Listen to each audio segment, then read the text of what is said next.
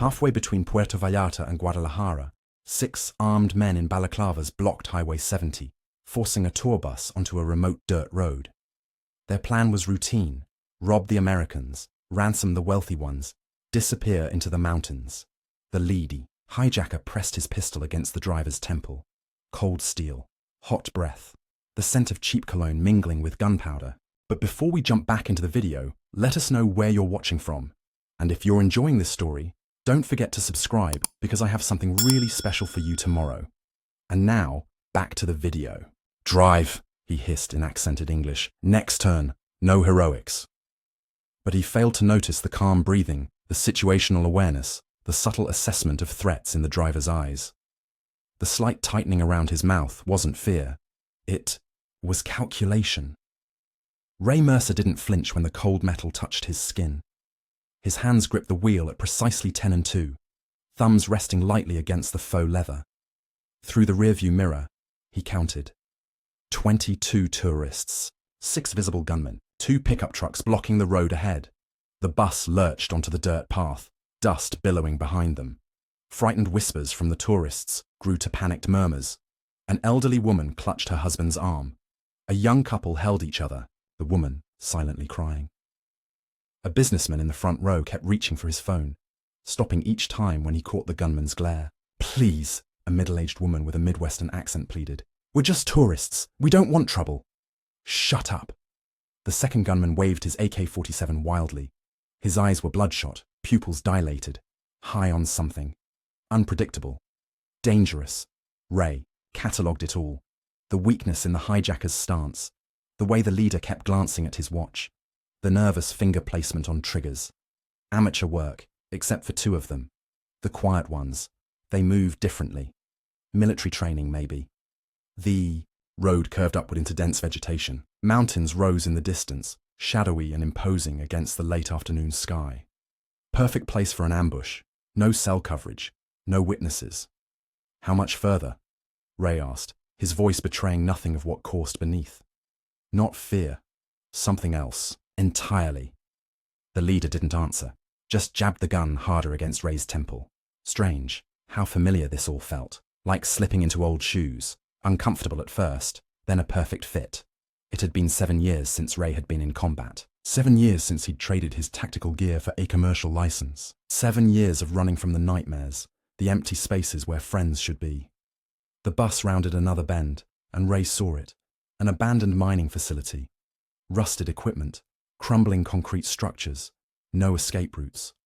The leader barked, orders in Spanish. 2 men moved to the back of the bus. One began collecting phones, wallets, jewelry. The other photographed passengers' faces. For ransom demands, no doubt. A teenage girl began to hyperventilate. Her mother tried to calm her, eyes wide with terror. "Faster," the leader commanded, pressing the gun deeper into Ray's flesh. Something shifted in Ray's periphery. The quiet gunman nearest the door adjusted his stance, moving his weapon to cover the most problematic angle. Not amateur at all. These weren't ordinary hijackers. Cartel enforcers, the real deal. Ray had one advantage they couldn't know about. Before they secured their hostages, these cartel gunmen were about to learn why you never hijack a bus driven by a man who earned his trident in Coronado. The mining facility loomed closer. Metal gates, once used to keep people out, now perfect for keeping hostages in. Beyond them, 3 more armed men waited. In less than 30 seconds, they would arrive. In less than 30 seconds, the passengers would be herded into the facility, separated, processed, and for some, the nightmare would only get worse. Ray took a slow, measured breath. Tactical assessment, complete. Options limited. Risk assessment, extreme. But he'd faced worse in Fallujah, in Kandahar, in places whose names remained classified. His eyes met those of the businessman in the front row. Something in the man's steady gaze suggested he wasn't just a tourist either. Military bearing, situational awareness, a potential ally. The bus rumbled over the uneven ground, approaching the gates. 20 seconds.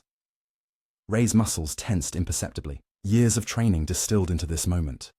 The leader barked into a radio, announcing their arrival. 10 seconds. The gates began to open. 5. Ray exhaled and made his decision. 3 days earlier, Ray Mercer awoke before his alarm.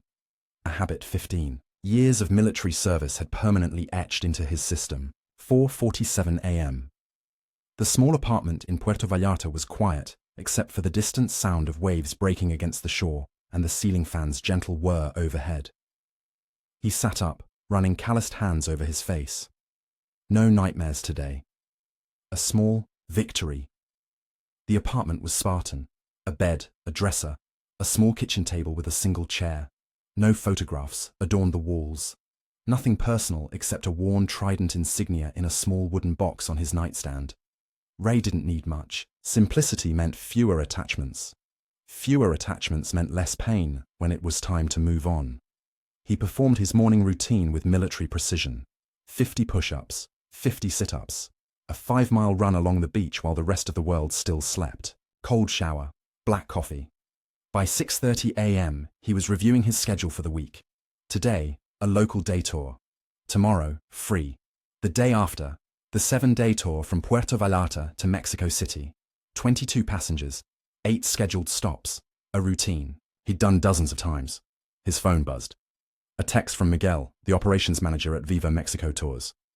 Ray, the Gonzalez kid is sick. Need you to take his local tour today and tomorrow. We'll pay extra. Gracias. Ray texted back a single thumbs up. He didn't mind the extra work. Work meant distraction. Distraction meant fewer memories. He tucked his phone into his pocket and walked to the small balcony overlooking the marina. The sun was beginning to rise, painting the sky in vivid oranges and pinks. Fishing boats headed out to sea. A normal day in paradise. Paradise. What a joke. Ray had learned long ago that paradise existed only in brochures. The real Puerto Vallarta, like everywhere else, had its darkness. Behind the resorts and tourist zones lay poverty, corruption, and increasingly, cartel violence. The beautiful facades were just that, facades. Just like him. By 8:15 a.m., Ray was at the depot, inspecting the bus he would drive today. He checked every inch of the vehicle methodically. Tires, fluid levels, brakes, mirrors, emergency exits. Most drivers did cursory inspections. Ray treated each one like a pre-mission equipment check. Always so careful, Senor Ray, Lucia, the depot's administrator, observed as she handed him the day's passenger manifest. The other drivers, they joke you treat the bus like it's going to war. Ray accepted the clipboard with a slight smile. Old habits. Lucia's warmth was one of the few genuine human connections he permitted himself. In her 50s, with kind eyes and a maternal demeanor, she'd taken a liking to the quiet American driver when he'd started 3 years ago. You look tired today, she said, studying his face. The dreams again? Ray shrugged. Lucia knew only the barest outline of his past. Former military, widowed, no children. She didn't need to know about Fallujah, about the ambush in Kandahar, about holding Rodriguez as he bled out, unable to save him, about coming home to find Ellie's cancer had progressed beyond treatment while he was deployed. I'm fine, he said, just thinking about the week ahead. Lucia nodded, clearly unconvinced but unwilling to push. 20 tourists today, Americans and Canadians. Easy group, I think. No problemas. Ray nodded and continued his inspection. Preferred the longer tours. More driving, less interaction. Day tours meant playing tour guide, answering questions, being personable. He could do it, had learned to fake it well enough, but it drained him. At 8:45 a.m., the tourists began arriving. Ray stood by the bus door, greeting each with a practiced smile and a welcome aboard. He assessed each passenger automatically, an occupational hazard from his previous life. A family of 4 from Chicago, an elderly couple from Vancouver, 3 college girls, already slightly tipsy despite the early hour, a middle-aged man traveling alone, carrying an expensive camera, 2 couples in their 30s, clearly friends traveling together, a mother and teenage daughter, a newly married couple, still touching each other at every opportunity, and 5 more solo travelers of various ages. By 9 a.m., they were on the road, Ray's voice carrying through the microphone as he delivered his standard introductory spiel. Good morning, everyone. My name is Ray, and I'll be your driver and guide today. Our tour will take us to the hidden waterfall at El Salto, followed by lunch in San Sebastian, a colonial mountain town founded in 1605. We'll return via the scenic coastal route, stopping at Mismaloya Beach. As he drove, he recited facts about the region, pointed out landmarks, answered questions about the best restaurants and shopping spots. The performance came easily now, a script he'd perfected over the years. The tourists never suspected that their friendly, knowledgeable guide had once cleared buildings in Ramadi or led covert operations in places that officially didn't exist. The day proceeded smoothly. At El Salto, Ray waited while the tourists hiked to the waterfall, standing guard by the bus as he always did. In San Sebastian, he led them through the historic plaza, reciting the town's history while constantly scanning rooftops, doorways, alleyways. Another habit he couldn't break. One of the solo travelers, a woman about his age with intelligent eyes, noticed. "You're very observant," she said as they walked back to the bus. "Military?" "A lifetime ago," Ray replied, keeping his tone light. "Does it show that much?" she smiled. "My brother was Army, Rangers. You all have that same look, constantly on duty." Her name was Claire, a professor from Boston on sabbatical, researching indigenous textile traditions. Under different circumstances, Ray might have been interested. She was attractive, intelligent, seemingly unencumbered by the darkness that shadowed him. But Ray Mercer had long ago accepted that some men weren't built for normal lives. His brief attempt at one with Ellie had ended in tragedy. Her death from cancer while he was deployed, unable to get home in time to say goodbye. The guilt had nearly destroyed him. No, better to keep moving, keep to the surface of things, drive the bus, deliver the tourists safely, collect the paycheck, repeat. By sunset, the tour was complete. The tourists departed with smiles and tips, and Ray returned to the depot to clean and refuel the bus for tomorrow. As he worked, Miguel approached, a cold cerveza in each hand. He offered one to Ray. "Gracias for taking Roberto's tours," Miguel said. "His son has appendicitis." Ray accepted the beer with a nod. "Not a problem." Miguel leaned against the bus, studying Ray with the shrewd eyes of a man who'd seen much in his 60 years. "The big tour this week. I have concerns." Ray raised an eyebrow, waiting. "The route to Guadalajara. There have been incidents. Blockades. Hijackings." Miguel lowered his voice. "Cartel business." Ray took a long swallow of beer. "Which cartel?" "Los Hierros. They control the mountains now. Usually they leave tourists alone. Bad for business. But lately..." Miguel shrugged. "They have new leadership. Young, aggressive, unpredictable. You want me to change the route?" Miguel shook his head. "The company won't allow it. Schedule is schedule." "But..." He hesitated. "Perhaps avoid Highway 70 after Mascota. Take the longer route through Talpa." Ray nodded. "I'll make the adjustment." Miguel studied him carefully.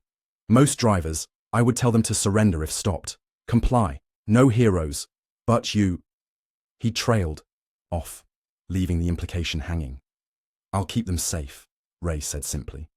After finishing his beer, Ray said goodnight and headed back to his apartment. As he walked through the tourist zone, he was acutely aware of the contrast between the brightly lit restaurants filled with happy vacationers and the shadows where other transactions took place. Paradise had many layers. Back in his apartment, Ray checked his email. There was a message from his old commander, Captain Sullivan, now retired and working for a private security firm. "Position still open if you change your mind. Better money than driving tourists around. Using your real skills. Think about it." Ray closed the email without responding. He'd thought about it plenty. Private security meant returning to the life he'd left behind. Better money, but at what cost?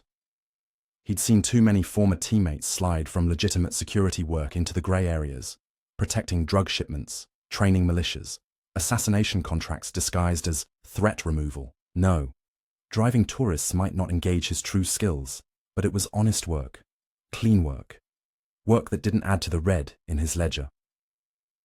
He prepared for bed with the same efficiency as he'd begun the day.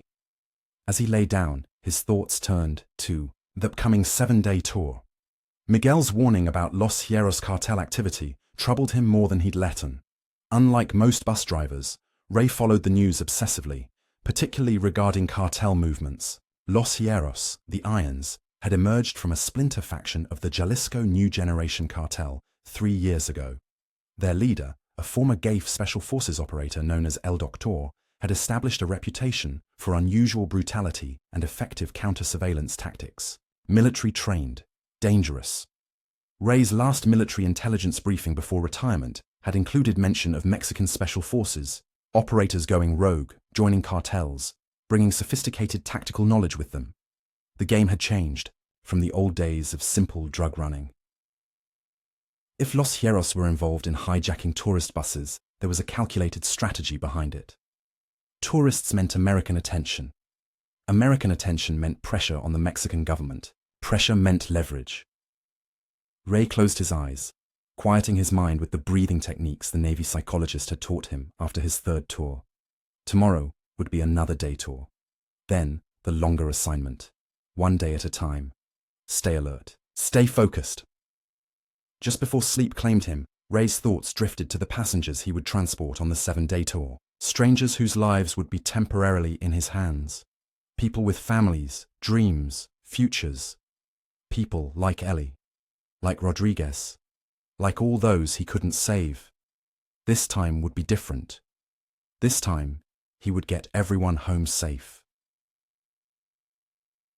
The next day's tour was uneventful.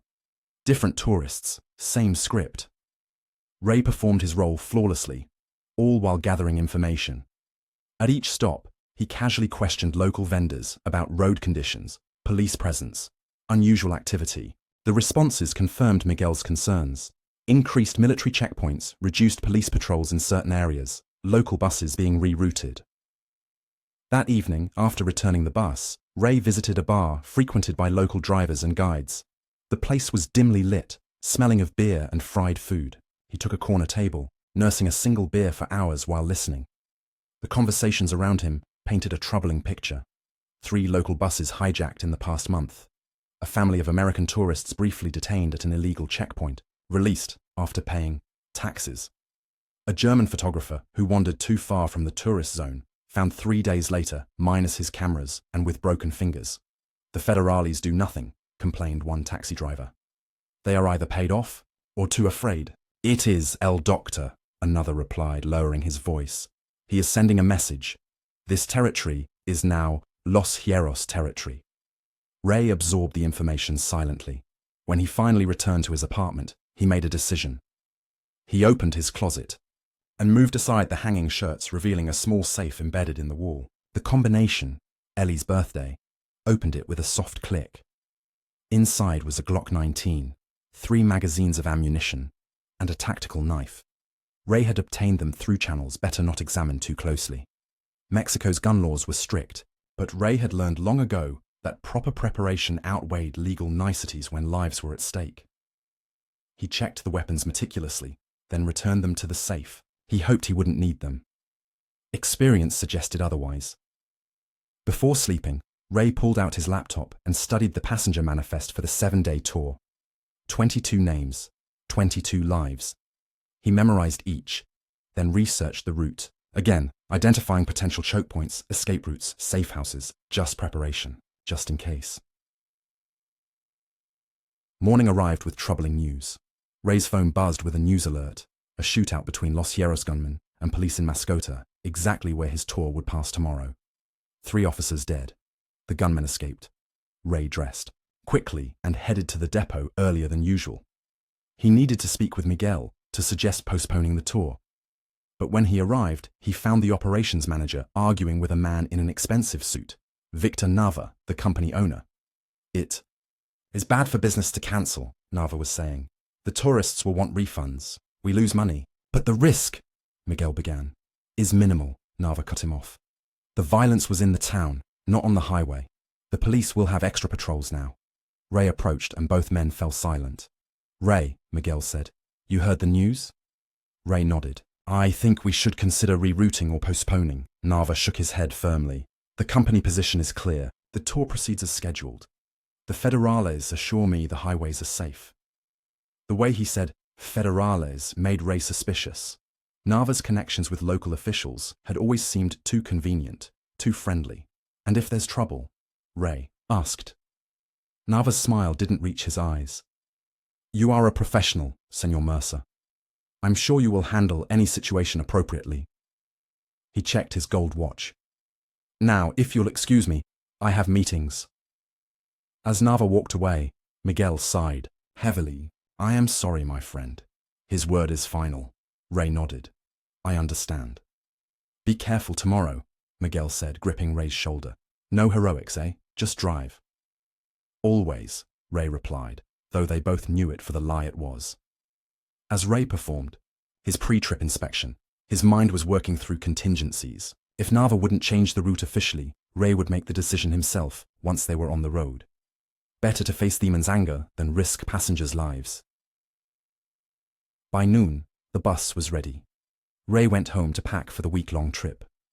In his duffel bag, beneath carefully folded clothes, he placed the Glock and extra magazines, wrapped in a hotel towel. The knife went into a hidden compartment in his boot. Better to have and not need than the alternative. That evening, Ray sat on his balcony watching the sunset, a rare glass of whiskey in hand. 7 years since he'd left the teams. 7 years of driving tourists, existing rather than living, running from the ghosts. He took a sip of whiskey, feeling the burn down his throat. Tomorrow, he would drive through cartel territory with 22 innocent lives in his care. The odds said nothing would happen. Most tours passed without incident, but Ray Mercer hadn't survived 3 war zones by trusting odds. As darkness fell, he finished his whiskey and went inside. He checked his alarm, laid out his clothes for the 4 a.m. wake-up, and went through his mental pre-mission routine, visualizing the route, the checkpoints, the potential threat scenarios. In the quiet darkness of his bedroom, Ray acknowledged the truth he'd been avoiding. Part of him, the part trained to run toward danger rather than away from it, had been waiting for something like this. A purpose again. A reason to use the skills that lay dormant beneath the surface of the easygoing tour guide. Just drive the bus, Mercer, he muttered to himself. Just drive the damn bus. But as sleep finally claimed him, the seal inside him, the warrior who had never truly retired, was already preparing for war. Morning arrived with an oppressive heat that seemed to trap Puerto Vallarta under a dome of humid air. Ray was already at the depot by 6 a.m., triple-checking the bus and revising his mental route map. The news reported that Highway 70 was clear, the previous day's violence in Mascota contained, but Ray trusted his instincts over official reports. The tourists began arriving by 7:30 a.m. Ray greeted each one, matching faces to the names he'd memorized from The Manifest, the Sullivan family from Chicago, father, mother, twin boys around 12, clearly wealthy from their designer luggage and casual mentions of their beachfront resort. Dr. Amanda Chen, a neurosurgeon from Vancouver, traveling alone, her precise questions and alert eyes suggesting high intelligence. The Patels, an elderly couple celebrating their 40th anniversary with a Mexican tour, 3 sorority sisters from Arizona State, Brittany, Ashley, and Madison, taking a post-graduation trip before starting their careers. A middle-aged businessman named James Cooper, traveling with expensive electronics and a manner that struck Ray as oddly vigilant for a tourist. The newly married Robertsons, still in the honeymoon phase, barely noticing anyone else around them. 2 retired teachers, Carol and Nancy, best friends for 30 years who saved for this trip. The Morales family, Father Eduardo, Mother Sophia, teenage daughter, Lucia, visiting relatives in Mexico City, and several solo travelers. Trevor, a backpacker in his 20s. Diane, a divorcee finding herself. Frank, a photographer. And Peter, an architect with a passion for colonial buildings. 22 passengers total, 22 lives. Ray was responsible for delivering safely to their destinations. As the final passenger boarded, Ray noticed a black SUV pull up to the depot. Victor Nava emerged, accompanied by a man Ray didn't recognize. Late 30s, military haircut, expensive suit that didn't quite hide the bulge of a shoulder holster. Senor Mercer, Nava called, approaching the bus. A moment, please. Ray stepped down, instantly alert. Mr. Nava, we're scheduled to depart in 5 minutes. Yes, this will be quick. Nava gestured to his companion. This is Senor Vega. He will be joining your tour as far as Guadalajara, a last-minute addition. Ray studied the man. Everything about him screamed security professional. The stance, the constant eye movement, the way he positioned himself slightly behind Nava. The bus is full, Ray said. All seats allocated. Nava's smile tightened. Senor Vega can stand if necessary. It is company business, most important. Ray suspected company business had nothing to do with tourism, but he knew better than to challenge Nava directly. I'll need to see his ID and add him to the manifest. Vega produced a driver's license and handed it to Ray. The name on it read Carlos Vega, with a Guadalajara address. Ray memorized the details automatically, though he doubted any of it was genuine. Very well, Ray said, returning the ID. Please board, Mr. Vega. We're departing immediately. Vega nodded and climbed the steps into the bus. Ray turned to Nava. Is there anything else I should know about this company business? Nava's expression was unreadable. Just drive safely, Senor Mercer, and remember, the scheduled route is not to be altered without authorization. The emphasis on the route confirmed Ray's suspicions. Something wasn't right. Nava had never personally delivered a passenger before, let alone insisted on a specific route during cartel unrest. Ray boarded the bus and started the engine. Through the rearview mirror, he watched Vega take the last empty seat next to Cooper, the businessman.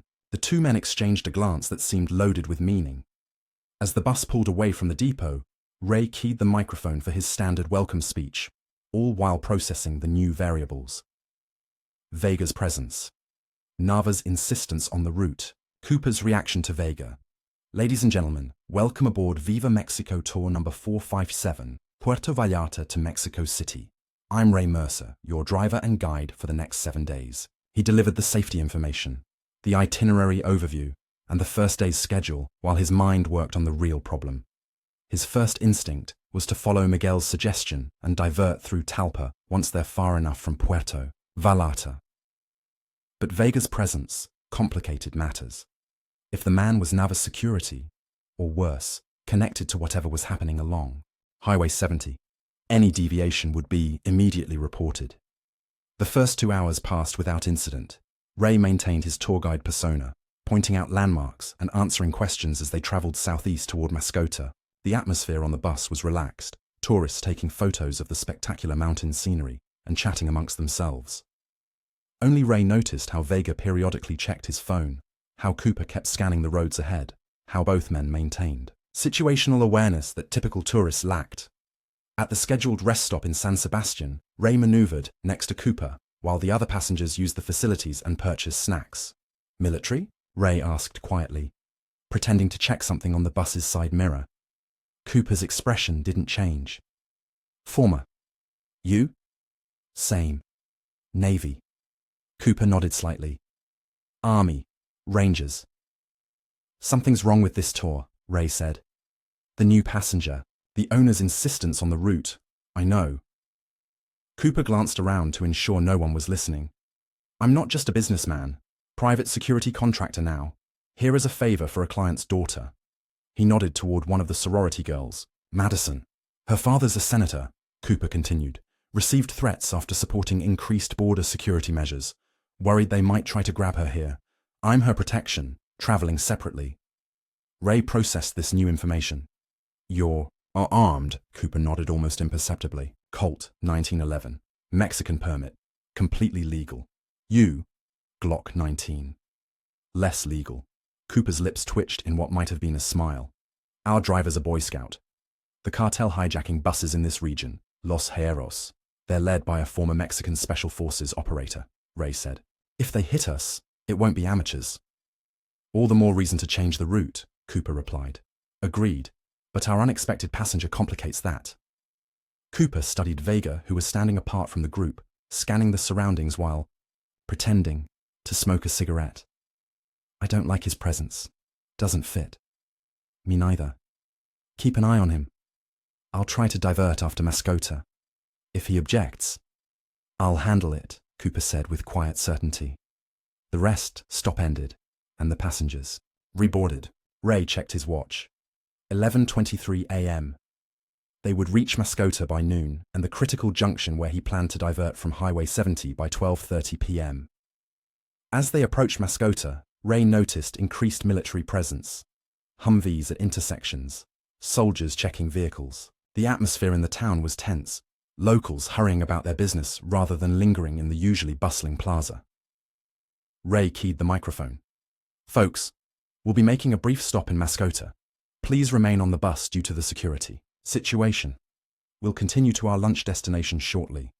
He caught Cooper's eye in the mirror, and the former ranger nodded slightly, understanding the subtext. Ray would assess the situation in Mascota before deciding on the route. As they entered the town, Ray's trained eye caught details the tourists missed. Fresh bullet holes in the municipal building, bloodstains hastily washed from the cobblestones, the absence of police replaced by nervous soldiers. Ray pulled the bus to a stop near the central plaza, where a military checkpoint was inspecting vehicles.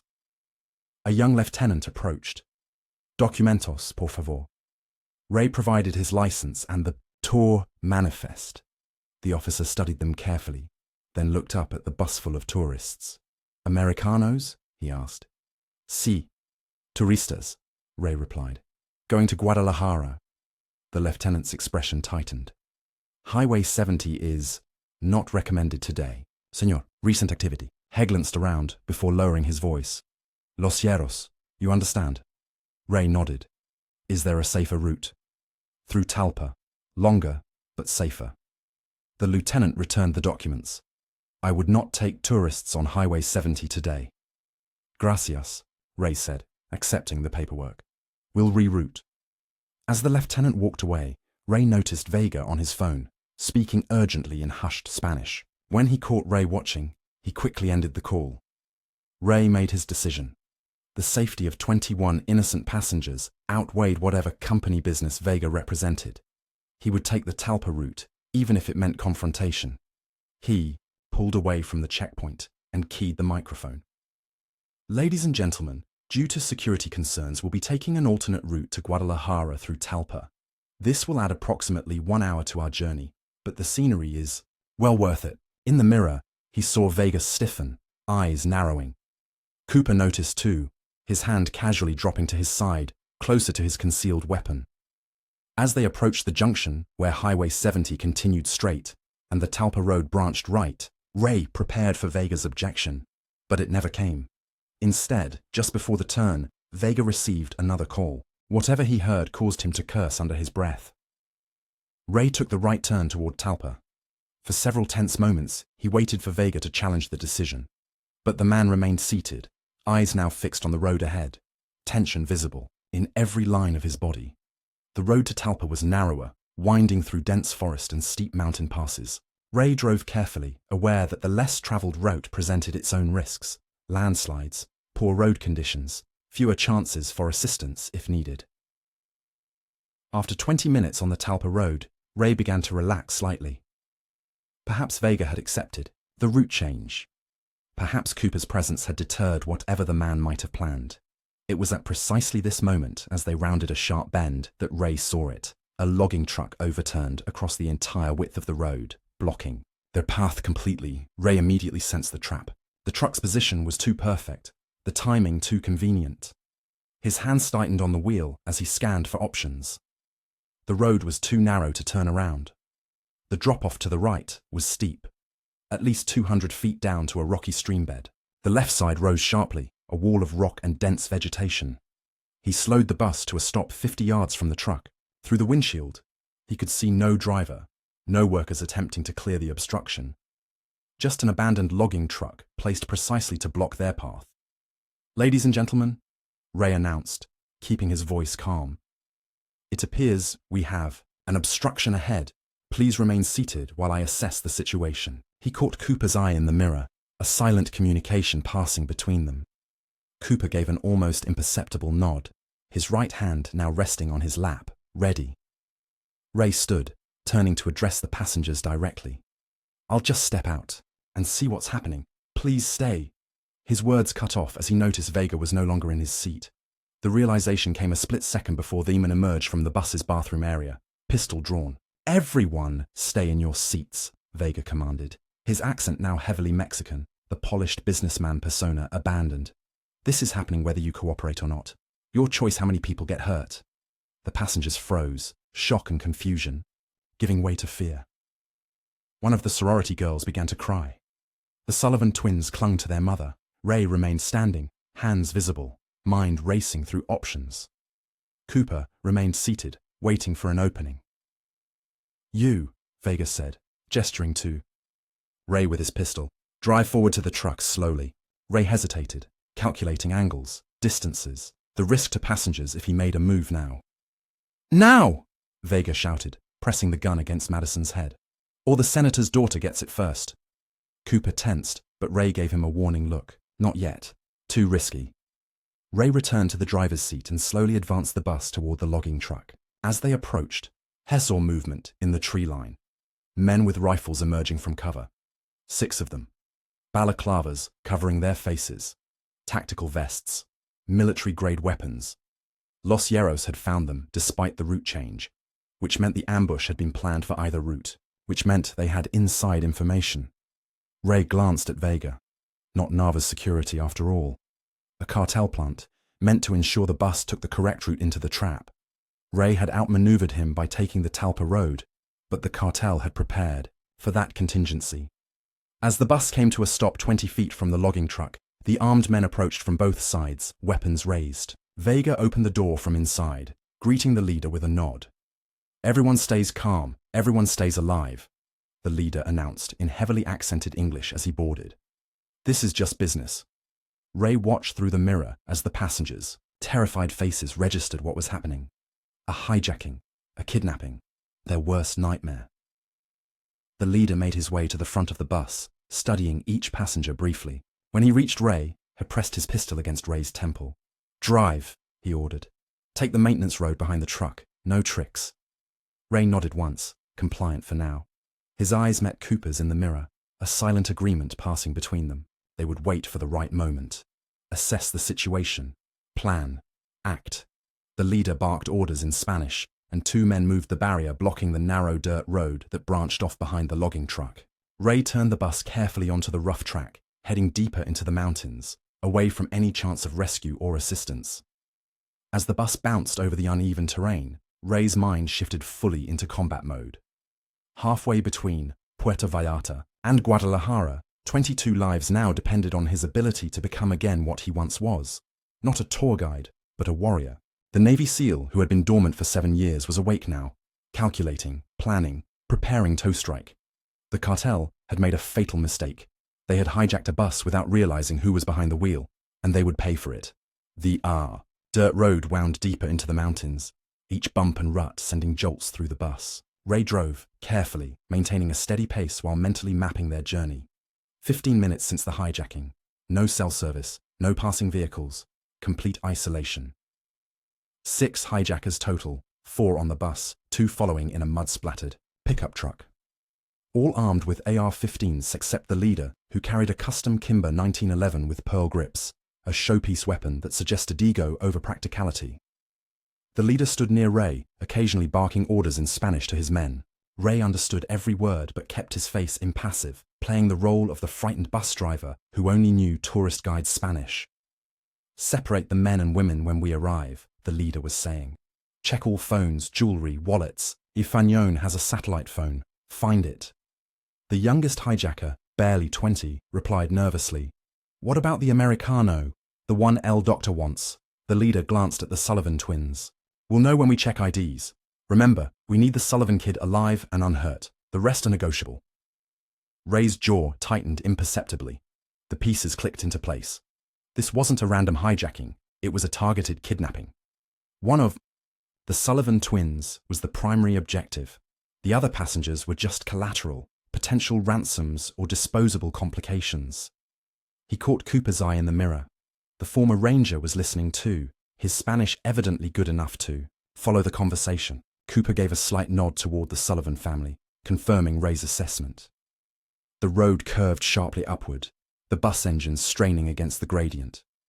Through breaks in the trees, Ray could see they were climbing toward what appeared to be an abandoned mining facility, rusted equipment, crumbling concrete buildings, chain-link fence topped with barbed wire, the perfect isolated location for holding hostages. "Stop at the gate," the leader ordered, jabbing his pistol into Ray's shoulder. Ray complied, bringing the bus to a halt before a heavy metal gate. 2 more armed men emerged from a guard post, opening the gate while peering curiously at the bus full of tourists. "Drive to the main building," the leader commanded. "The big one with the red roof." Ray slowly navigated through the compound, noting every detail. 3 main buildings, multiple sheds and smaller structures. a helicopter landing pad, currently empty. Approximately 10 additional guards patrolling the perimeter. This was no hastily arranged hideout. It was a well-established cartel outpost. He parked where indicated, a flat area in front of the largest structure, once an administration building, now serving whatever purpose the cartel needed. "Everyone stay seated," the leader shouted in English. "You will exit one by one when called. Any resistance will be punished." The passengers sat frozen in terror.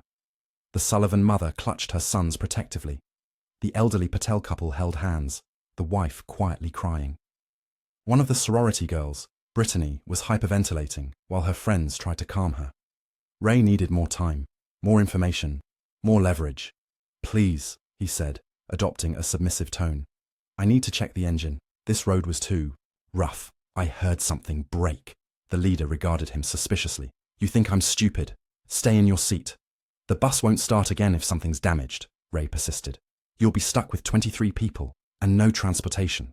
The YAS leader hesitated, then nodded to one of his men. "Watch him. If he tries anything, shoot him." Ray stepped outside, followed closely by a gunman. The mountain air was crisp, the compound eerily quiet, except for the occasional call of a bird. Ray opened the engine compartment and pretended to examine it while surveying the surroundings more thoroughly. The compound had once been a legitimate mining operation, abandoned perhaps a decade ago judging by the state of disrepair. Los Hierros had fortified key buildings, but left others to crumble. Ray counted 8 vehicles, mostly pickup trucks and SUVs, but also an armored personnel carrier that looked suspiciously like Mexican military equipment. Most importantly, he spotted the communications setup, a satellite dish on the roof of the main building and what appeared to be a radio tower on a nearby hill. If he could get to those, the guard shoved him with the rifle barrel. "Hurry up!" Ray pointed to a loose belt in the engine.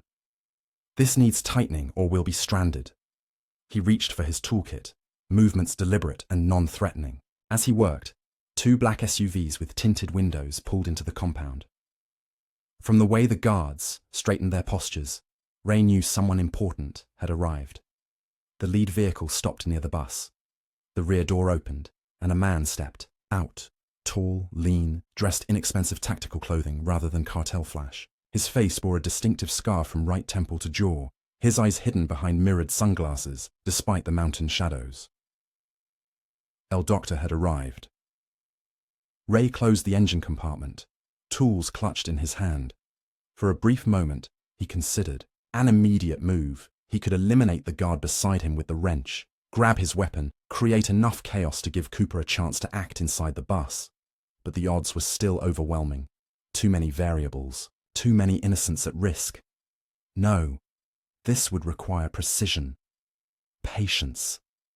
The skills that had made Ray Mercer not just a SEAL, but one of the best. "Inside," the guard ordered, shoving Ray toward the bus. As they returned, El Doctor was boarding the vehicle. Ray caught a glimpse of the man's cold assessment of the passengers, the predatory calculation in his bearing. Not a common criminal, but a trained operator gone rogue, a worthy adversary. Ray took his seat as El Doctor addressed the terrified tourists. "Ladies and gentlemen," he said, his English perfect, accent suggesting education abroad. "Welcome to my humble facility. Your comfort and safety depend entirely on your cooperation." His gaze swept over them, lingering on the Sullivan family. "Some of you will be my guests longer than others. Some may never leave. The choice is not mine, but your government's or your families." He turned to the leader. "Begin processing them. Separate groups as discussed. Start with the Sullivan boy." Mrs. Sullivan clutched her sons tighter. "Please, they're just children." El Doctor smiled, a gesture that never reached his eyes. "Indeed, very valuable children, especially the son of Senator Sullivan's chief fundraiser."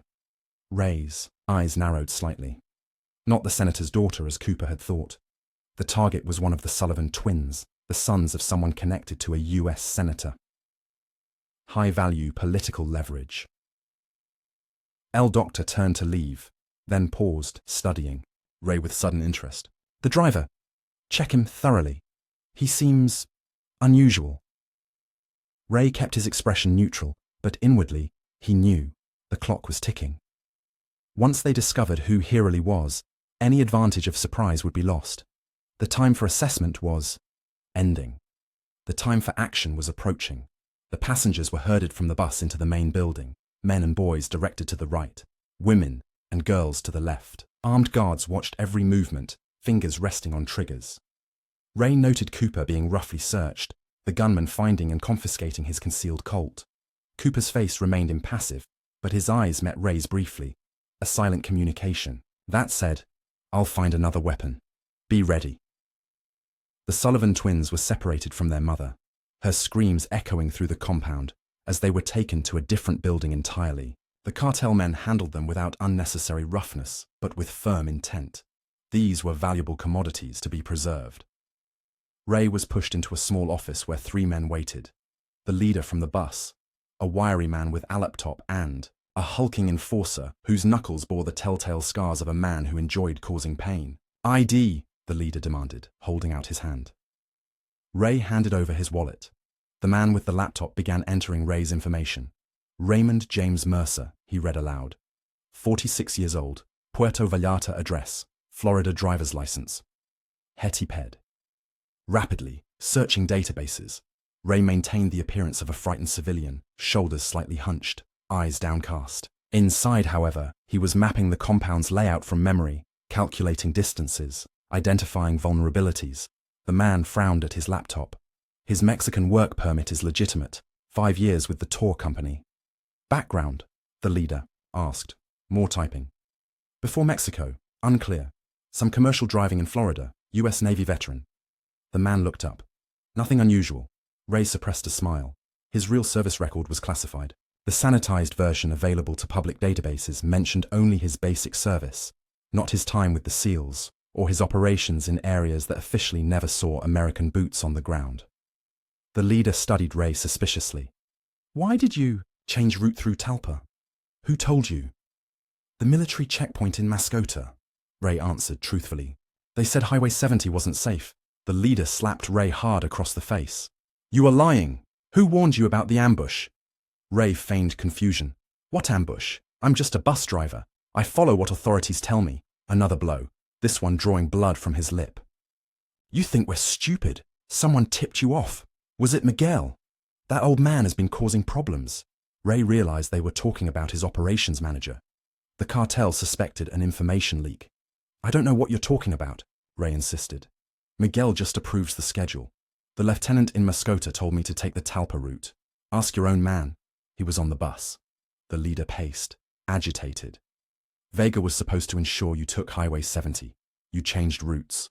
Against company instructions." "I made a judgment call for passenger safety," Ray replied. "That's my job." The leader grabbed Ray by the shirt. "Your job was to drive where you were told." A phone rang, interrupting the interrogation. The leader answered, his demeanor instantly shifting to respectful deference. "See, doctor." "No, nothing suspicious in his background. Just a driver." "See, we'll bring him." He ended the call and nodded to the enforcer. "El Doctor wants to see this one personally. Bring him." As they marched him across the compound, Ray observed the security setup more carefully. Guards were positioned strategically, but there were blind spots. The facility was large enough that not every area could be covered effectively with their current manpower. Most importantly, he noted that the hostages were being held in 3 separate locations. The men in what appeared to be an old cafeteria, the women in the main administration building, and the Sullivan twins in a smaller, more secure building near the helicopter pad. They brought him to what had once been the mine manager's office. El Doctor sat behind a desk, studying documents. Without looking up, he gestured for Ray to sit. The guards remained by the door as El Doctor finally raised his eyes to study. "Ray, Mr. Mercer," he said, voice cultured and precise. "Tour bus driver, former U.S. Navy, resident of Puerto Vallarta for 5 years." He closed the file. "A simple man with a simple job." Ray nodded, maintaining his cover. "Just trying to make a living, sir." El Doctor leaned back. "Yet you interest me. Most drivers, when confronted with armed men, show fear, panic. You showed calculation, assessment." He removed his sunglasses, revealing eyes cold with intelligence. The eyes of a predator, not prey.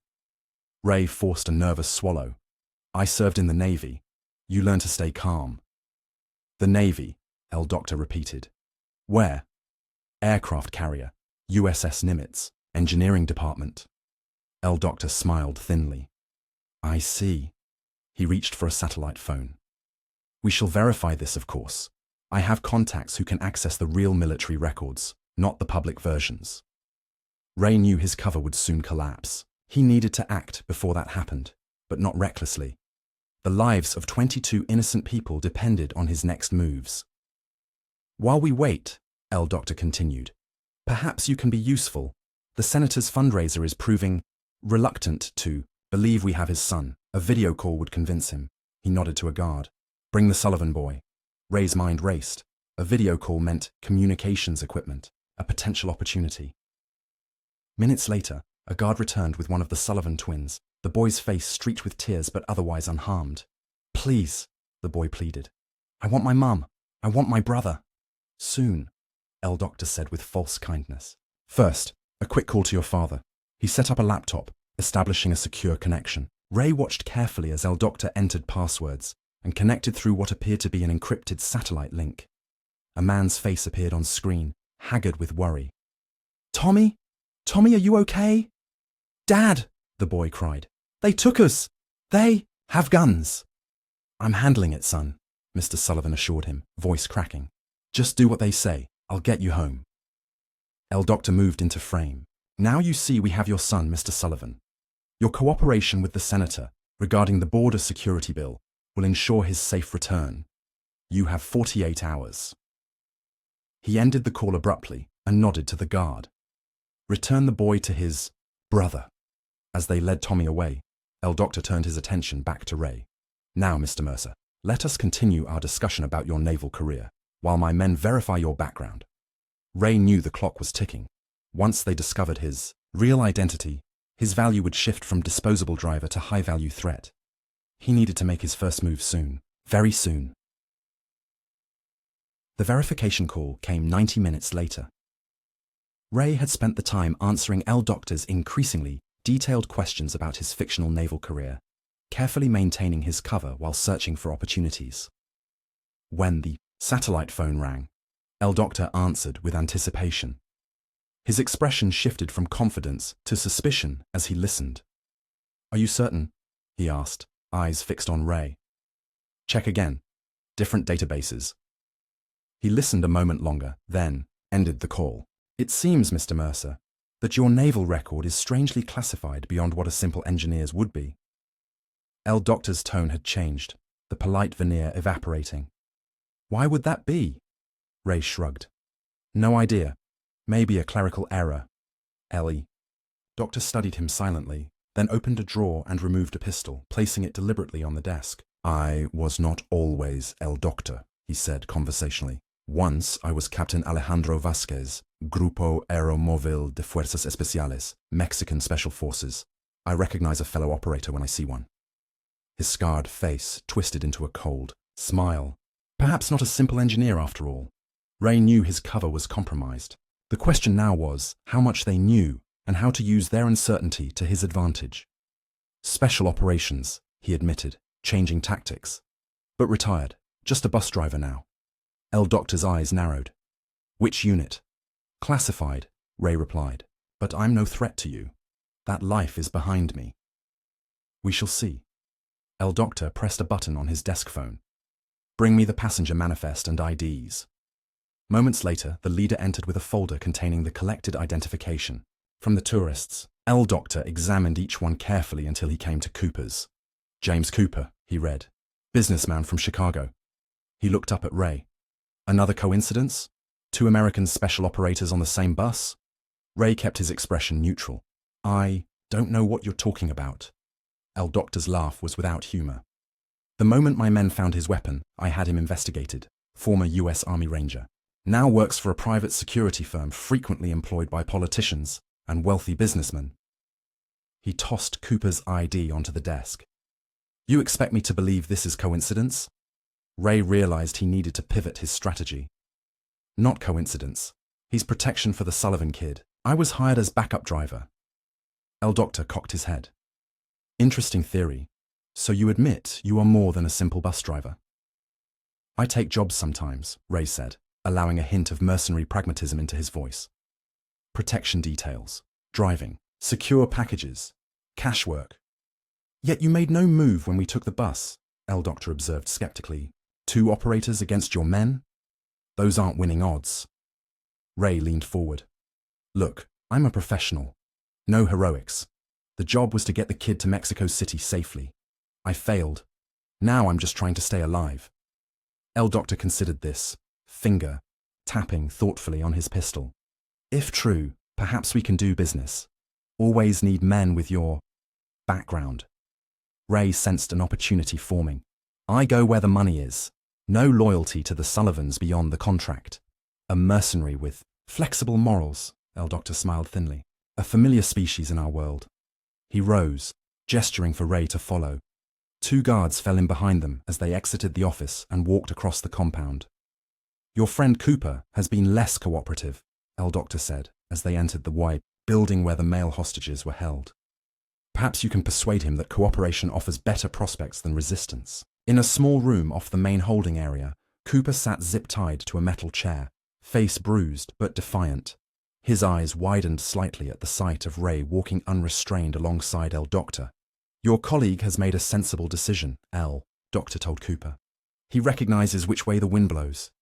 Understanding flickered in Cooper's eyes. Ray was playing an angle. You son of a bitch, Cooper spat convincingly. You're working for them? Ray shrugged with practiced indifference. Just staying alive, man. Nothing personal. El Doctor smiled, pleased with the apparent betrayal. I'll leave you to discuss the benefits of cooperation.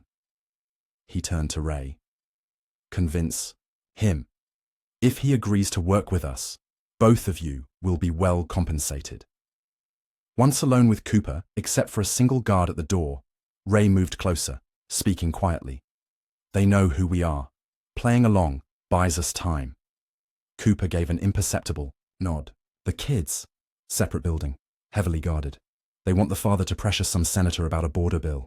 Plan? Cooper asked, voice barely audible. Working on it. They're going to test me first. The door opened and El Doctor returned, with the leader. Enough time. Has he seen reason? Ray straightened. He's thinking about it. Good. El Doctor gestured to the leader. Rodrigo will test your sincerity, Mr. Mercer. A simple task. Ray maintained his mercenary persona. What's the job? One of our captives attempted to use a hidden satellite phone. Punishment is required. A lesson for the others. Ray's stomach tightened. You want me to rough someone up? Precisely. El Doctor's eyes were calculating. Nothing permanent. Just educational. They led Ray to the main room where the male hostages huddled together. The elderly Mr. Patel, the fathers of several families, the young backpacker Trevor, and other terrified tourists. Rodrigo pointed to the photographer, Frank. This one. 10 minutes. Make him regret his phone call. Ray approached the frightened man, mind racing. He couldn't refuse, without blowing his cover, but he wouldn't actually harm an innocent hostage. He roughly pulled Frank to his feet and marched him into a side room, aware of Rodrigo following to observe. Once inside, Ray slammed the door and shoved Frank against the wall, leaning in to whisper urgently, I'm going to help you escape. Make it look real. Scream. Frank's eyes widened in confusion, but before he could respond, Ray punched the wall beside his head. Scream! Now! Frank let out a convincing cry of pain. Ray continued the charade, hitting the walls and furniture while Frank yelled and begged. Realistically, after several minutes, Ray whispered, Fall down, stay down, before delivering a final kick to an empty chair that splintered convincingly. Frank collapsed to the floor, curling into a protective ball, effectively hiding his uninjured state from Rodrigo's view. Enough, Rodrigo said, seemingly satisfied with the performance. El Doctor will be pleased. Ray stepped back, breathing heavily, as if from exertion rather than the strain of maintaining his deception. They left Frank moaning on the floor and returned to El Doctor, who was supervising the ransom negotiations for the other hostages. Well, done, he said, barely glancing up. Perhaps you truly are adaptable to changing circumstances. Ray nodded, playing the role of the pragmatic mercenary. Just business. Indeed. El Doctor smiled coldly. One more test, and then perhaps we discuss your future employment. As he was led back to a holding room, Ray knew his gambit had bought time, but little else. His attempt to position himself as a potential recruit had given him slightly more freedom of movement, a chance to assess the compound more thoroughly, but it had come at a cost.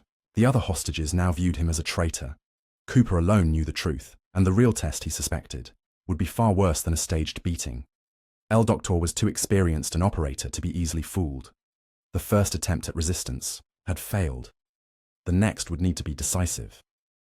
As night fell over the compound, Ray knew tomorrow would determine everything. Dawn broke over the mining compound, pale light illuminating the armed guards patrolling its perimeter. Ray had spent a restless night in a small storage room, door locked from outside, planning and discarding strategies. El Doctor's final test worried him. Whatever it entailed would almost certainly cross moral lines Ray couldn't step over, even to maintain his cover. The door swung open. Rodrigo stood there, flanked by 2 guards. El Doctor wants you, he said curtly. Now. They marched Ray to the main building. Inside, the atmosphere had changed overnight. More guards increased. Activity, a sense of urgency. Something had shifted. In the command center, El Doctor stood studying a large tactical map of the region, surrounded by his lieutenants. He didn't look up when Ray entered. The Americans are moving, he informed his men. Military helicopters, deployed from Naval Base Ventura County 6 hours ago. Mexican authorities report increased activity at the U.S. consulate in Guadalajara. Ray kept his expression neutral, but inwardly, hope flickered. Search and rescue operations were underway, standard procedure for Americans taken hostage abroad, especially when one was connected to a U.S. senator. El Doctor finally acknowledged Ray's presence. It seems your importance has been upgraded. Mr. Mercer, Ray frowned. I don't understand. El Doctor tossed a file onto the table. It contained military photographs. Ray in full tactical gear in Afghanistan, Iraq, classified operations that officially never happened. Raymond James Mercer, El Doctor read. U.S. Navy SEAL, Distinguished Service Cross, Silver Star, multiple. Combat deployments, specialized in hostage rescue and direct action missions. Ray's mind raced. Only high-level military databases contained those records. How had El Doctor accessed them? My sources are quite thorough, El Doctor continued, as if reading Ray's thoughts.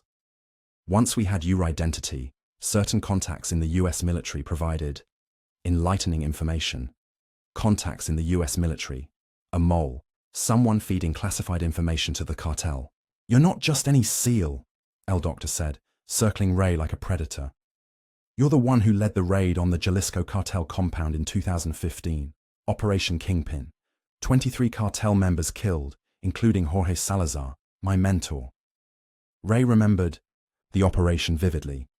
A high-risk raid to rescue American hostages, taken by the Jalisco New Generation cartel. The mission successful, but barely. Ray had nearly died when an explosive device detonated prematurely. That raid created the power vacuum that allowed Los Hierros to form, El Doctor continued. So, in a way, Mr. Mercer, you are responsible for my rise to power. Ironic, no? Ray remained silent, calculating this new development. Your presence on that bus cannot be coincidence, El Doctor concluded. You were sent to protect the Sullivan boy. I told you. I take protection contracts. El Doctor slammed his fist on the table. Do not insult my intelligence. Your government knew of our plan. They placed you on that bus deliberately. If they knew, why not just cancel the tour? Ray countered, playing for time. A new voice answered from the doorway. Because they wanted to catch El Doctor in the act. Hard to prosecute. Without evidence, Ray turned. Victor Nava, the tour company owner, stood there, dressed in tactical gear rather than his usual expensive suit. The pieces clicked into place. You're working with them, Ray said, the betrayal now obvious. You set up your own tour. Nava smiled, coldly. Business is business, Mr. Mercer. Los Hierros pays extremely well for certain services. Like delivering Americans to be ransomed? Ray's disgust was evident. Precisely. Nava approached, studying Ray with newfound respect. When Miguel recommended you 3 years ago, I had no idea you were special forces. A stroke of bad luck for me. Miguel. Ray's thoughts went to the operations manager who had warned him about the route. Had he known more than he let on? Miguel knew nothing, Nava said, reading Ray's expression. He's simply an old fool who heard rumors and grew concerned. I should have fired him years ago. El Doctor interjected. This changes our timetable. If Mercer was placed deliberately, Others may follow. Nava nodded. The helicopter arrives in 3 hours. We move the Sullivan boy then. The others… He made a dismissive gesture. The others what? Ray demanded, though he already knew the answer. El Doctor's smile was chilling. Become unnecessary complications. Such a tragedy. Cartel violence claims innocent. Tourists. You can't just execute 21 civilians, Ray argued. The international response will be directed at the Mexican government's failure to control cartel violence, El Doctor finished, while we disappear with our primary asset. Ray's mind worked furiously. 3 hours until the helicopter. 21. Innocents marked for death. The stakes had just been raised exponentially. And you, Mr. Mercer, El Doctor continued, will have a choice to make. What choice? Join us, truly join us, not this pretense you've been playing, or die with the others. Your skills would be valuable. We pay well. Ray knew it wasn't a genuine offer. El Doctor would never trust him. This was just the prelude to the test he'd been anticipating, one designed to either break him morally or justify his execution. I need to think about it, Ray said, buying time. Of course. El Doctor smiled without warmth. In the meantime, a demonstration of our resolve. He nodded to Rodrigo, who operated a radio. Bring the old one. Minutes later, 2 guards dragged in Mr. Patel, the elderly tourist who had been traveling with his wife. Tayman's face was bruised, his expression terrified but dignified. This one tried to comfort the others, El Doctor explained. Spreading hope. Problematic. Ray tensed, anticipating what was coming. He's just an old man. He's a message. El Doctor drew his pistol and offered it to Ray. Your test, Mr. Mercer. Prove your commitment to your new employers. Ray took the weapon, its weight familiar in his hand. He could turn it on El Doctor right now, but the room contained 6 armed men. He'd be dead before he could fire twice. And the hostages would still be doomed. Mr. Patel looked at Ray with resigned understanding. It's all right, son, he said softly. I've lived a good life. Ray raised the pistol, mind racing through scenarios, each worse than the last. El Doctor watched intently, evaluating his every micro-expression. In that moment, Ray made his decision. He lowered the gun. No, he said simply. El Doctor nodded, as if expecting this. Disappointing, but predictable, he took the gun back. Your moral code is admirable but outdated. Without hesitation, he shot Mr. Patel in the head. As the elderly man crumpled to the ground, El Doctor turned to Ray. Take him to join the others. When the helicopter arrives, execute them all. As the guards dragged Ray away, his face betrayed nothing of the cold fury building inside him. The first innocent had died. He couldn't allow more. Time was running out. They threw Ray into the makeshift prison with the other male hostages. Cooper looked up, immediately noting Ray's expression and the blood spattering his shirt. What happened? He asked quietly, after the guards left. They killed Patel, Ray replied, voice low. Execution style. The other men gasped. The young backpacker, Trevor, began to sob quietly. They're planning to kill everyone when the helicopter arrives for the Sullivan kid, Ray continued. 3 hours, Cooper nodded grimly. I overheard them talking. The company owner, Nava, he's with them, has been all along. I know. Ray quickly filled Cooper in on what he'd learned. El Doctor's personal vendetta, the military contact feeding them information, the helicopter extraction. So the mission was compromised from the start, Cooper concluded. Ray glanced at him sharply. Mission? Cooper hesitated, then sighed. Classified. Need to know. And now I need to know, Ray insisted. If we're going to survive this, all cards on the table. Cooper studied him a moment, then leaned closer. I'm not private security. I'm still active duty. Special Activities Division. CIA. The revelation didn't entirely surprise Ray. Cooper had the look. The Sullivan boy isn't just connected to a senator, Cooper continued.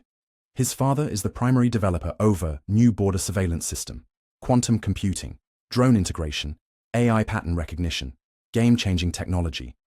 Ray saw the larger picture forming, and Los Hierros wanted leverage to ensure backdoors in the system. Cooper nodded. They weren't after ransom money. They wanted guaranteed blind spots in the surveillance network for their smuggling operations. How did they know the developer's son would be on this specific tour? That's the part that worried us, Cooper said. The information could only have come from someone with access to the family's travel plans. High-level access. The mole, Ray said. El Doctor mentioned a contact in the US military feeding him information. Not just military. Intelligence community, Cooper corrected. I was inserted to identify the leak and protect the primary asset. We had no idea you'd be driving the bus. That was coincidence. Ray didn't believe in coincidences. Or Miguel knew more than he let on. Maybe he arranged for me specifically because of my background. Possible, Cooper acknowledged. But right now, our priority is getting these people out alive. Ideas? Ray had been forming a plan since being thrown into the room. We need to get word to the women. Create a distraction. The compound has blind spots in the security coverage. I've mapped them mentally. Weapons? I counted 24 guards. AR-15s, pistols, 2 with shotguns. The armory is in the small building next to the communications center. Ray moved to the barred window, checking guard positions. They'd changed the rotation, condensing security to prepare for the helicopter extraction. We need to get a message to the women's building, he said. If we can coordinate, hit them from multiple directions simultaneously. How? We're watched constantly. Ray turned to the other hostages. We need your help, all of you. The frightened men stared back, terror and hopelessness evident in their expressions. They're going to kill us all when the helicopter arrives, Ray told them bluntly. Our only chance is to fight back, together. Fight? Eduardo Morales, the father separated from his wife and daughter, looked incredulous. We are not soldiers. No, but there are 10 of you, plus Cooper and me, Ray replied. They're not expecting resistance. Slowly, determination replaced fear in some faces. Trevor, the young backpacker, straightened. What do you need us to do? Ray quickly outlined his developing plan. Half would create a medical emergency, a seizure, or heart attack, to draw guards into the room. The others would barricade the door once Ray and Cooper had neutralized those guards. Then they'd use the captured weapons to secure their building. What about the women? Eduardo asked, thinking of his family. That's the challenging part, Ray admitted. We need to get a message to them somehow. The businessman who had been so quiet throughout their captivity suddenly spoke. I can help with that. All eyes turned to him. I'm a ham radio operator, he explained. Amateur radio. I noticed they're using standard Motorola tactical radios. If I could get one, I might be able to reconfigure it to reach the other building. On a frequency they're not monitoring. Ray reassessed the unassuming man. Can you do that without tools? Give me a radio and 5 minutes, the man replied with newfound confidence. The plan was taking shape, but Ray knew the most difficult part remained. The Sullivan twins. They were held separately, under heavier guard, with El Doctor personally, overseeing their security. As they continued planning, a commotion outside drew their attention. Through the barred window, they saw several vehicles entering the compound. 3 pickup trucks filled with additional armed men. Reinforcements, Cooper observed grimly. They're buttoning up for extraction. Ray watched as the new arrivals unloaded. Heavy weapons, machine guns, what appeared to be rocket-propelled grenade launchers. The stakes had just risen dramatically. Among the new arrivals, a familiar face caught Ray's attention. Miguel, the operations manager, hands-bound, being roughly dragged from one of the vehicles. They've got Miguel, Ray said, a new complication to process. Cooper joined him at the window. Looks like your friend tried to warn someone. Ray felt a surge of respect for the old man. Miguel must have contacted authorities when the bus didn't arrive at its scheduled stop. The guards brought Miguel before El Doctor, who questioned him briefly before striking him across the face. Even from distance, Ray could see the defiance in the old man's bearing. They'll kill him too, Ray said quietly. One more reason to move quickly, Cooper replied. Ray nodded, finalizing the plan in his mind. We have maybe 2 hours before the helicopter arrives. We move in 30 minutes.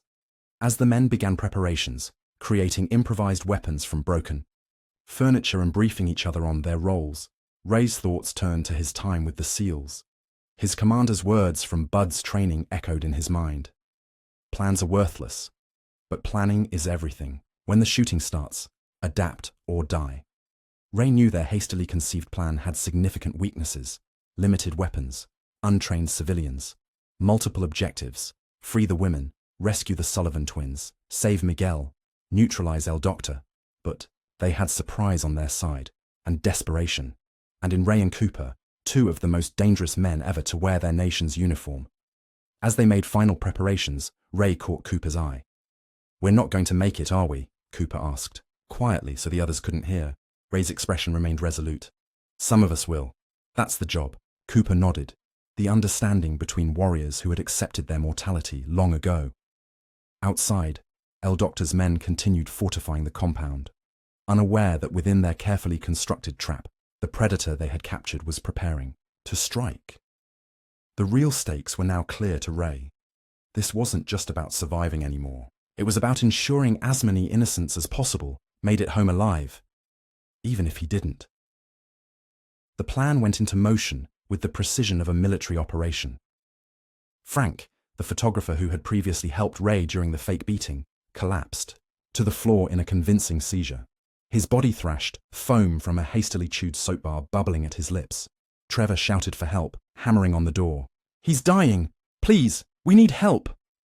The guards responded predictably, two entering while one remained at the door. As they approached Frank, Ray and Cooper exchanged a glance. 3 seconds. 2. 1. They moved simultaneously. Ray targeted the first guard with devastating efficiency. A throat strike to silence him, followed by a precise blow to the temple. Cooper was equally lethal, disarming the second guard and rendering him unconscious in less than 5 seconds. The third guard, barely, had time to raise his weapon before Ray was on him, driving him back against the wall with controlled violence. A single chokehold, applied with expert pressure, and the man slumped unconscious. "Weapons!" Ray ordered, retrieving the guard's sidearms and radios. The businessman, who had introduced himself as Dave, immediately began working on one of the radios, using a plastic spoon handle as an improvised tool to access its internal components. "How long?" Ray asked. 5 minutes, Dave replied, focused intently on the delicate work. Ray turned to the others. "Secure the door. Use anything you can find. We need time." Eduardo and Trevor dragged the unconscious guards to the far corner, while the remaining hostages pushed a heavy metal cabinet against the door. It wouldn't stop determined attackers for long, but every second counted. Cooper checked the captured weapons, 2 Beretta 92s and 1 Glock 19, plus 3 tactical radios. 18 rounds total, he reported grimly. "Not much." "We'll make it count," Ray replied, checking his watch. "Dave, progress. Almost there," Dave muttered, fingers working nimbly inside the radio's casing. "I need to change the frequency and bypass the encryption." There. He reassembled the radio and pressed the transmit button. Testing. Can anyone hear me?" "Static," answered. "Different frequency," Ray suggested. "Try again." Dave adjusted a small component and transmitted again. "This is Dave Butler in the men's holding area. Can anyone in the women's building hear me?" More static. Then a female voice responded faintly. "Hello? Who is this?" Ray recognized Dr. Chen's voice immediately. The neurosurgeon's steady tone was unmistakable. "Dr. Chen, this is Ray Mercer, your bus driver. We don't have much time. Is everyone okay there?" "Mr. Mercer." Surprise colored her voice. "They said you were working with them." "Cover story," Ray explained quickly. "Listen carefully. They're planning to execute everyone when the helicopter arrives, approximately 90 minutes from now. We've neutralized the guards in our building and are preparing to move." "We have 3 guards here," Dr. Chen replied, voice now tense but controlled. 2 inside, 1 outside. "What do you need us to do?" Ray outlined the plan, impressed by the doctor's composure. The women would create their own distraction, and when Ray's team moved on the armory, they would overpower their guards and barricade themselves until rescued. "Can you manage that?" Ray asked. "I was a combat medic before medical school," Dr. Chen revealed. "I'll handle it." Ray felt a surge of hope. Another trained ally improved their odds significantly. "We move in 30 minutes, Ray confirmed. "On my signal." "Understood. Be careful." As Dave set the radio to the agreed emergency frequency, Ray turned to Cooper. "We need more firepower. The armory is our first objective." Cooper nodded, studying Ray's hastily drawn map of the compound. 3 men guarding it, heavy weapons inside. "Once we secure the armory, our next targets are the communications center to call for help, then the building holding the Sullivan twins." "What about the women?" Eduardo asked anxiously. "They'll secure their position and wait," Ray explained. "Going room by room with civilians would be too risky. The businessman who'd been so quiet throughout cleared his throat. I have an idea about the communications. Ray turned to him expectantly. I'm an electrical engineer, the man explained. If we can reach the satellite dish on the main building, I could potentially reconfigure it to send an emergency signal on a standard frequency. Search and rescue teams would detect it immediately. Can you do that under fire? Cooper asked skeptically. The man swallowed nervously but nodded. If you get me there, yes. Ray made a quick adjustment to the plan. Cooper leads the armory team. I'll take Dave and V. He looked at the engineer. Robert, the man supplied. Robert to the communications center. The rest of you secure this building and watch for the women's signal.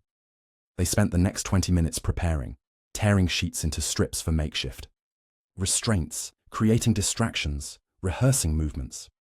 As they worked, Ray observed each man. Fear remained, but something else had replaced the hopelessness: determination. Even the youngest among them, Trevor, showed a newfound resolve, practicing the choke hold Ray had taught him on a pillowcase. My sister was kidnapped 3 years ago, Trevor explained when he caught Ray watching. They never found her.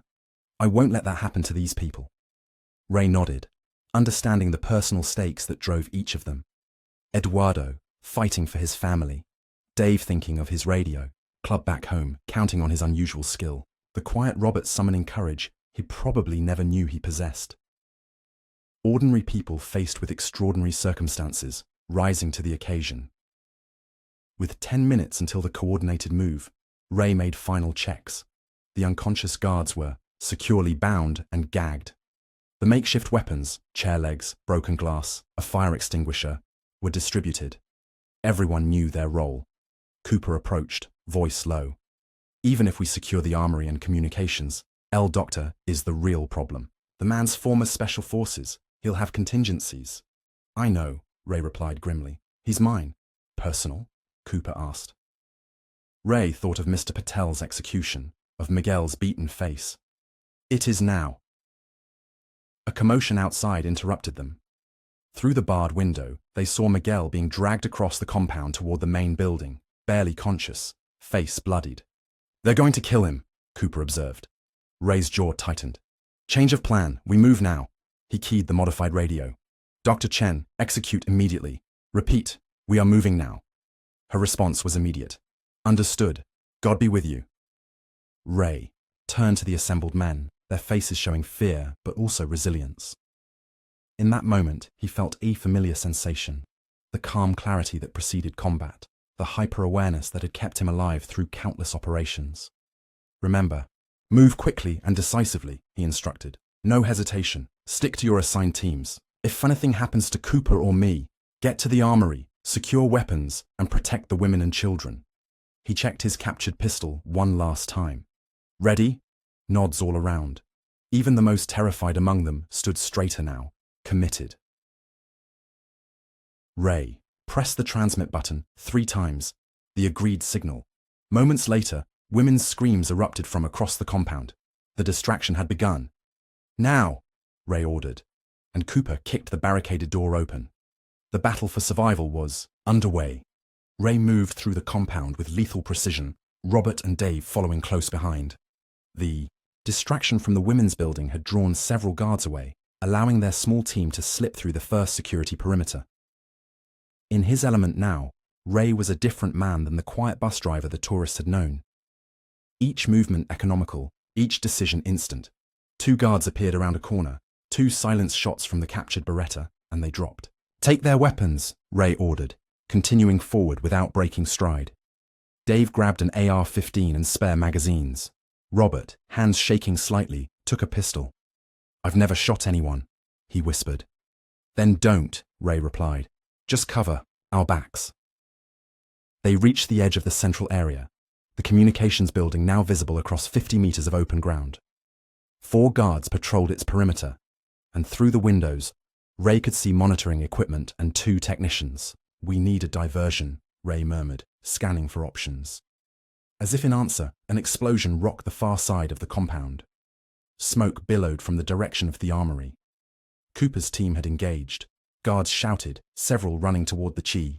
Explosion. The diversion they needed had arrived, though sooner than planned. Now, Ray ordered, and they sprinted toward the communications building. The remaining guards spotted them halfway across. One raised his weapon, but Ray was faster. 2 shots, center mass. The guard collapsed. The second guard managed to fire a burst that kicked up dirt at their feet before Ray's return fire found its mark. They reached the building, pressing against the exterior wall. Ray peered through a window. The technicians inside were in panic, grabbing weapons. "Wait here," Ray told his companions. "When you hear shooting, count to 5, then enter. Robert, go straight to the satellite controls. Dave, cover him." Without waiting for acknowledgement, Ray moved to the door and kicked it open, rolling inside as bullets sprayed the entrance. 2 technicians, both armed but untrained. Ray came up firing. 1 shot, 2, 3, clinical precision. 5 seconds. Later, Robert and Dave rushed in, moving directly to the communications array. Robert immediately began examining the satellite equipment, while Dave covered the door. "How long?" Ray asked, securing the room and checking the fallen cartel members for intelligence. 3 minutes to reconfigure, Robert replied, fingers flying over keyboards and switches. "If it works, the emergency signal will broadcast on all international rescue frequencies." "Make it 2 minutes," Ray countered, retrieving a radio from one of the dead technicians. He switched frequencies, listening to the cartel's communications. Spanish voices shouted over each other. The armory was under attack. Intruders in the communications building. The women had overpowered their guards. Chaos. Exactly what they needed. A new voice cut through the chatter. El Doctor, calm and authoritative, ordering his men to secure the Sullivan twins and prepare the helicopter for immediate evacuation. Ray keyed his modified radio. "Cooper, report." Static, then Cooper's strained voice. "Armory secured. 3 men down. Trevor took a hit, but he'll live. We're distributing weapons to Eduardo's team now." The women, barricaded and armed. Dr. Chen says all accounted for except Mrs. Sullivan. They took her to the main building. Ray processed this information rapidly. "El Doctor is moving the Sullivan twins. Helicopter preparation underway. I'm going after them." "Negative," Cooper responded. "We need to consolidate our position. Wait for the rescue signal to transmit." "No time," Ray replied. "You hold the compound. I'm getting those kids." Before Cooper could argue further, a new explosion rocked the facility, larger than the first. Through the window, Ray saw the armory engulfed in flames. Cooper had rigged the remaining ammunition to detonate, denying it to the enemy if they couldn't. "Hold the position. Signal configured," Robert announced. "Transmitting now." He pressed a final button, and the satellite dish above them rotated slightly, aligning to its new coordinates. "Is it working?" Dave asked anxiously. Robert nodded. "Signal is active on all international emergency channels. If anyone's looking for us, they'll find us now." Ray made his decision. "Dave, you and Robert join Cooper. Help secure the women's building and prepare for potential extraction." "What about you?" Robert asked. "I'm getting the hostages from the main building." Dave grabbed Ray's arm. "That's suicide. El Doctor has at least 10 men there." 11, Ray corrected, checking his ammunition. "But they're expecting an assault, not a ghost." In his former life, Ray had specialized in exactly this type of operation. High-value target extraction under extreme conditions. One man, moving, silently, could sometimes succeed where a team would fail. "The emergency signal will bring help," Robert argued. "We should wait. There won't be anyone left to save if we wait," Ray countered. "Those kids have maybe 20 minutes before that helicopter arrives." Decision made, Ray collected additional ammunition and a combat knife from the fallen guards. He keyed his radio. "One last time. Cooper, I'm going in. If I'm not out in 30 minutes, evacuate everyone you can." Cooper's response was tight with emotion. "Understood. Good hunting, SEAL." "Get these 2 back to you safely," Ray instructed, then turned to Dave and Robert. "Stay low, move fast, the fight's not over." With a final nod, Ray slipped out the back door of the communications building and disappeared into the shadows of the compound.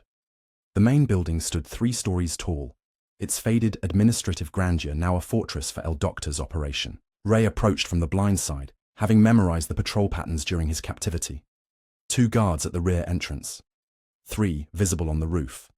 Unknown numbers inside. Ray circled to the building's east side, where a drain pipe ran from ground to roof. In his prime, the climb would have been routine. Now 7 years removed from active duty, each handhold burned in his muscles. Halfway up, gunfire erupted from the armory area. Cooper's team engaging cartel reinforcements. The guards from the roof moved to that side of the building, providing Ray the opening he needed.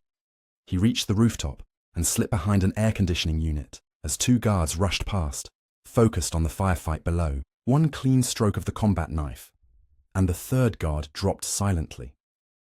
Ray found the roof access door locked but unalarmed. 10 seconds with the lock, and he was inside.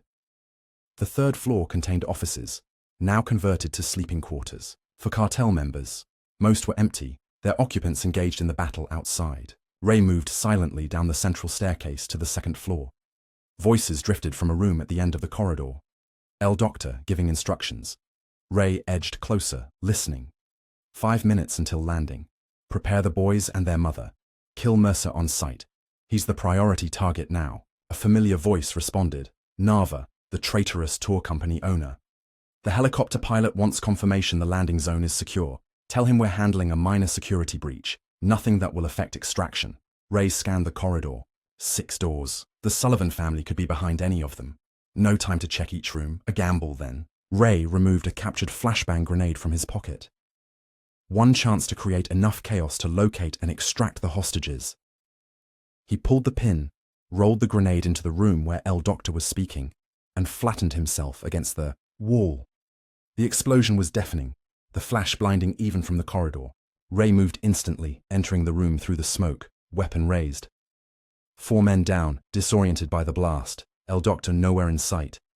Nava crawling toward a fallen weapon. Ray kicked the gun away and pressed his pistol to Nava's head. The Sullivan family. Where? Room across the hall, Nava gasped, ears bleeding from the blast. Don't kill me. I can pay. Ray knocked him unconscious with the pistol butt and moved back to the corridor. Shouts and running footsteps approached from the stairwell. Reinforcements coming. The door across the hall was locked. No time for finesse. Ray fired twice at the hinges, kicked it open, and swept inside. Mrs. Sullivan crouched protectively over her twin sons in the corner, eyes wide with terror. Mrs. Sullivan, I'm Ray Mercer, your bus driver.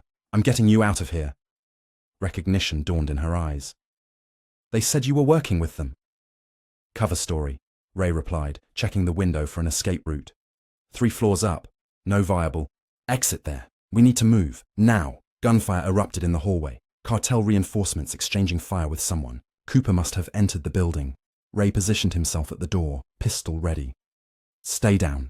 When I say move, follow me, exactly. Understand? The Sullivan twins nodded, fear giving way to desperate hope. Their mother gripped their hands tightly. What about the others? She asked. The other tourists?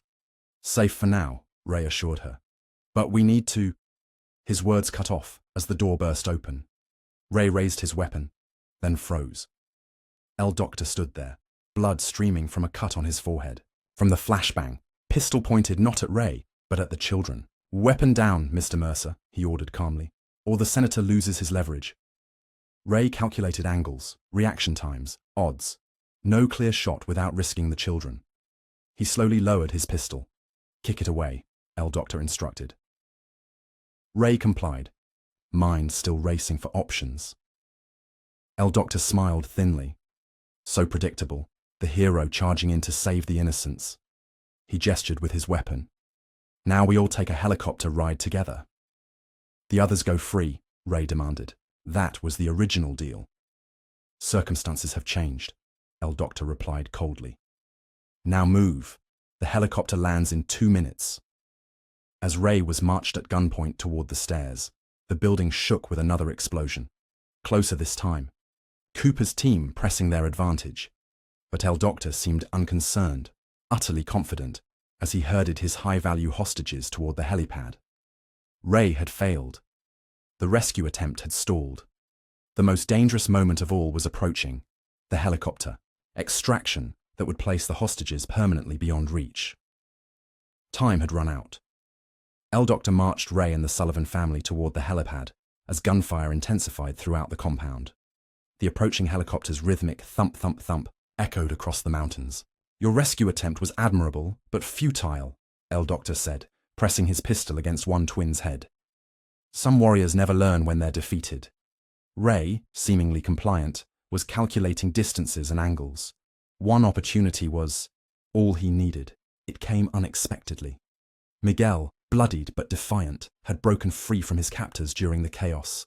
From a maintenance shed, he rammed a forklift directly into the group, scattering them.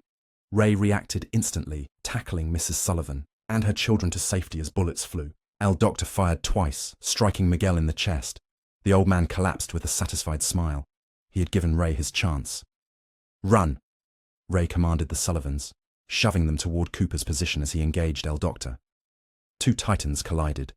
The Navy SEAL versus the rogue Mexican Special Forces operator. Their hand-to-hand combat was brutally efficient, each blow calculated to kill. Ray fought with cold precision, while El Doctor matched him with equal skill and younger muscles. "You should have joined us!" El Doctor taunted, landing a vicious blow to Ray's kidney. "We're not so different, you and I." "I'm nothing like you," Ray replied, spitting blood as he countered with a devastating elbow strike.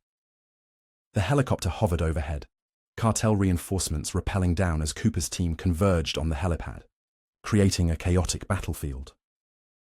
The Sullivan family reached safety as Ray and El Doctor remained locked in mortal combat. Ray, drawing on reserves of strength he didn't know remained, executed a perfectly timed sweep, sending El Doctor crashing down. Before the cartel leader could recover, Ray seized his fallen knife and drove it home with precision. El Doctor's eyes widened in shock. "How?" "You forgot the first rule," Ray whispered. "Never underestimate a SEAL." El Doctor wasn't finished. With his dying strength, he triggered a remote detonator. Explosions rocked the compound. He'd rigged the entire facility to blow rather than let it be captured. "If I die," he gasped. "Everyone dies." Ray sprinted across the chaotic battlefield as buildings began collapsing. Cooper was organizing the evacuation, herding hostages toward the bus. "The kids!" Ray shouted over the roar of explosions. "Safe with their mother," Cooper confirmed, firing at the remaining cartel members. "But we're trapped, main gates blocked, by debris." Ray's bus driver knowledge merged with his tactical training. "The mining service road, east side, leads to the valley. It's our only chance." Dr. Chen appeared, supporting the injured Trevor. "The women are all accounted for. Eduardo found his family." The ground shook with secondary explosions. The cartel helicopter pilot, seeing his employer dead, fled without the remaining gunmen, who were now fighting desperately to escape themselves. Ray reached the bus, fingers flying over the controls, bringing the engine to life. Cooper and Dave provided covering fire as the hostages boarded. 30 seconds, Ray shouted. "Anyone not aboard gets left behind." Through the windshield, he watched Cooper take a bullet to the shoulder while covering an elderly tourist's retreat. Ray was about to rush out when Dr. Chen beat him to it, dragging Cooper to safety with surprising strength. The final tourists boarded. Ray counted rapidly, 20 survivors from the original 22. Mr. Patel was gone, and Miguel had given his life for their escape, a terrible price but far better than total annihilation. "Hold on," Ray commanded, slamming the bus into gear as the facility disintegrated behind them. He navigated the treacherous mining road with supernatural precision, the bus tilting dangerously. On the narrow track as explosions lit the sky behind them. Against all odds, they had survived the trap, but their ordeal wasn't over yet. 3 miles down the mountain, Ray finally pulled the bus to a stop. Dr. Chen moved efficiently among the injured, treating Cooper's gunshot wound and several other injuries. The emergency signal worked, Robert announced, monitoring a radio. "Mexican military and US rescue teams are converging on the area." True to his word, within 20 minutes, helicopter searchlights appeared overhead, and within an hour, they were surrounded by Mexican soldiers and US diplomatic security personnel. The survivors huddled together, bonded by their ordeal. The Sullivan twins clung to their mother, traumatized but alive. Cooper, despite his injury, maintained his protective watch until formally relieved by US agents. "You did it," Cooper told Ray as medics prepared to evacuate them. Almost textbook. "Hostage rescue." Ray shook his head, thinking of Miguel and Mr. Patel. "Not without losses. In our line of work, that's still a win." Cooper extended his hand. "Your country thanks you, even if they'll never know the full story." As the survivors were escorted to medical evacuation helicopters, Ray watched them go. Ordinary people who'd shown extraordinary courage when it mattered most. He had saved them, perhaps, in doing so, He had finally saved himself. 3 months later, Ray stood on his small balcony in Puerto Vallarta, watching the sunset. The physical wounds had healed. The others would take longer. A knock at his door revealed Dr. Chen, now Amanda, to him, bearing 2 coffee cups. "The Sullivan family sent this," she said, handing him a letter. "The boys are doing well in therapy." Ray nodded, grateful. "And the others?" "Recovering. Dave's become a minor celebrity in ham radio circles. Robert's designing security systems now. Even Trevor's found purpose working with missing persons organizations." The official story reported a cartel attack thwarted by Mexican authorities with American assistance.